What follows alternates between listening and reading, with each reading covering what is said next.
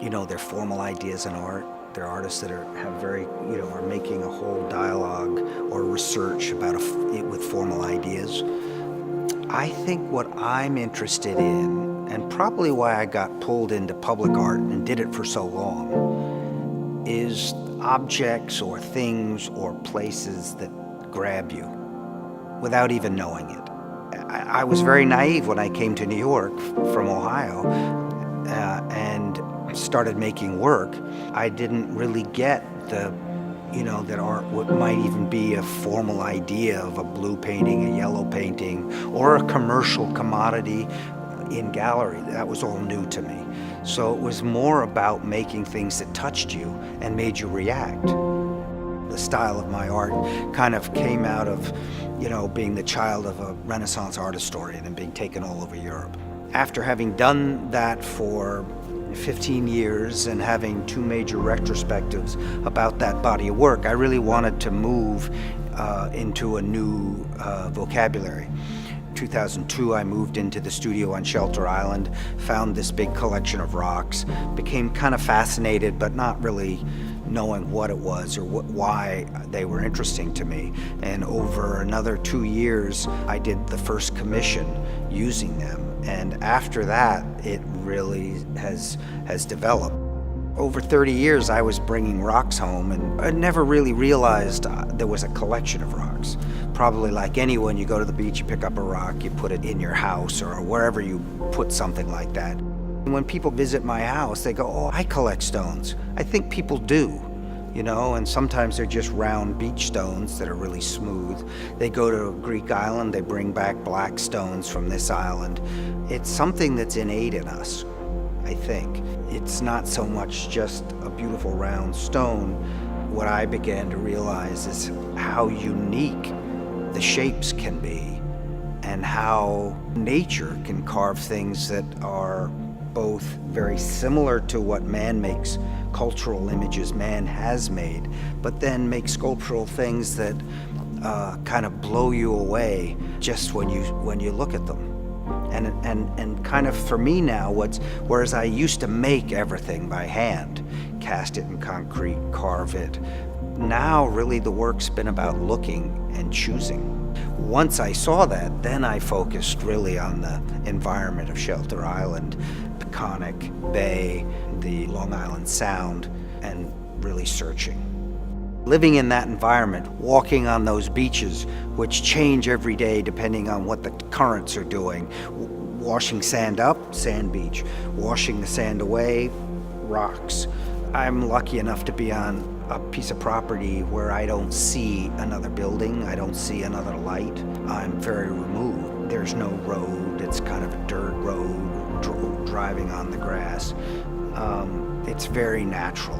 I think being there has enabled me to grasp and own certain things that I already was kind of intuitively interested in, but to really be able to understand it and push it by being on Shelter Island.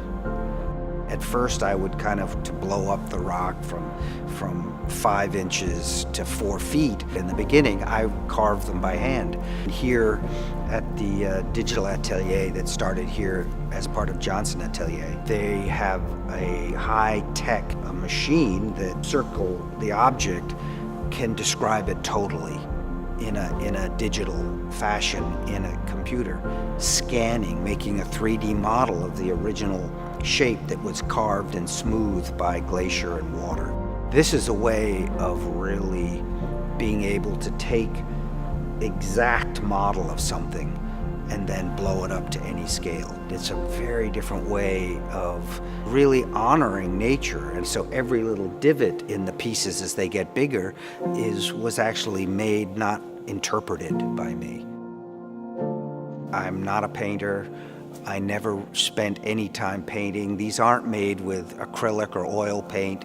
They were really a kind of fascination with what happens with color, what happens with fresco over hundreds of years, how they kind of bleach out. The lime in the cement affects the color, and a bright blue becomes kind of pale. They were really kind of evolving out of the material itself. So depending on what cement, whether I used gray cement or white cement, how much pigment I used, as it dried, it changed 100%. All the lights and darks and details changed. I was just working naively and totally by feel, intuitively. And the imagery of these paintings began to develop it wasn't like, oh, I want to do a picture of this, or I'm interested in this painter or that painter. I really wasn't looking at painting. I was just working with the material. I was also playing around with other sculptures, and I had cast these iron pieces for an installation, and they were in the same space, and so I began to place them in front as almost enormous murals with objects in front of them. And so the paintings, which are pretty, although they have a lot of texture, are two-dimensional. By putting these iron pieces in front of it makes them richer and more sculptural, making something two-dimensional, three-dimensional. Those paintings and putting objects in front of it, all of a sudden, were the beginnings on a very subconscious level of beginning to deal with nature and object. And so the stones are an extension of where the idea of the natural started. They're beautiful in themselves as an object at any scale, from small to large. So they can be a photograph, they can be a large scale object, or all the way down to something this size. I would just have hundreds of them out on the floor. I just sit there looking for months, and you'd kind of go, oh, that one works with that one, the way they fit in, or the color, or anything. And so I began to put them together in forms. Some of them are kind of nestle pieces where there's one on top of the other, but they're laid out, and if you were this tall and walking through them, it is kind of a Stonehenge installation or a Paleolithic site. It becomes architectural. It also becomes interesting. Besides the object, the negative space between objects becomes important. I like these relationships. By taking simple things, that you can get them richer and richer by how they interlock or don't, or how they relate to each other. None of these shapes could ever be made by nature. They can only be made about this size because they get to be tumbled and washed in water and sand. I mean, when you get to this size, you get a boulder, you get a rock, you don't get these shapes. Nature's made these amazing forms and then blowing them up to something like 12 feet, but still keeping the texture and the kind of stone is something I was interested in. So I started to do it in the photographs. And so I began to blow the photographs up larger and larger so that you still get the grain of the stone as well as the form. When you carve them in foam, typically all these are carved in foam and then sprayed with a harder foam that protects the surface. And then once it's cast, I just paint them in this kind of graphite color. I've always loved them in the pure white foam. So when we started, I thought, for this show, let's have the 6-foot pieces in pure white foam. Very fragile, but it has this beautiful form and lightness to it. And the white versus the black, then versus the gray, I thought worked really well, particularly in this space. It wasn't until college, and I began to hitchhike across America, and I saw the Southwest, or I saw the Rockies, and I was blown away by rock lying there or having been forced up in a mountain range, and how kind of reverent that was, nature in place. What do I want?